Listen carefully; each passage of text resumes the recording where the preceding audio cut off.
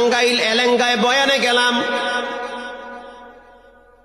যেই বাসায় খাবারের ব্যবস্থা করেছে, বাড়ি এত সুন্দর, চোখ ধাঁধানো বাড়ি, দেখলেই কলিজা ঠান্ডা হয়ে যায়। এবার বাড়ির মালিকের সাথে অনেক সময় গল্প হইল।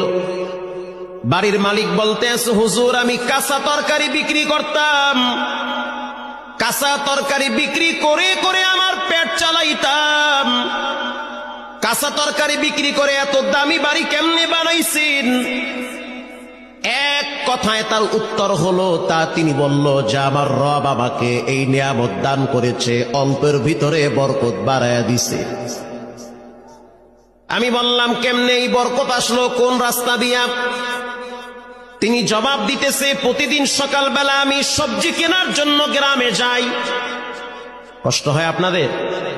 সবজি, কাঁচা তরকারি, কদু, ঝিঙ্গা, তরই, বটবডি, পেঁপে এগুলা কেনার জন্য আমি ভ্যান নিয়ে গ্রামে যাই।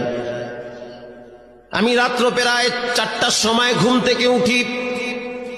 ঘুম থেকে উঠার পরে উযু বানাইয়া অল্প কিছু টাকা নিয়ে আমার ভ্যানটা নিয়ে আমি রাস্তা দিয়া চালাইতে চালাইতে চলে যাই সেই ক্ষেতের দিকে, গ্রাম্য বাজারে। আজান হয়ে গেলে ভ্যান রাইখা আমি নামাজের জন্য মসজিদে ঢুকে পড়ি।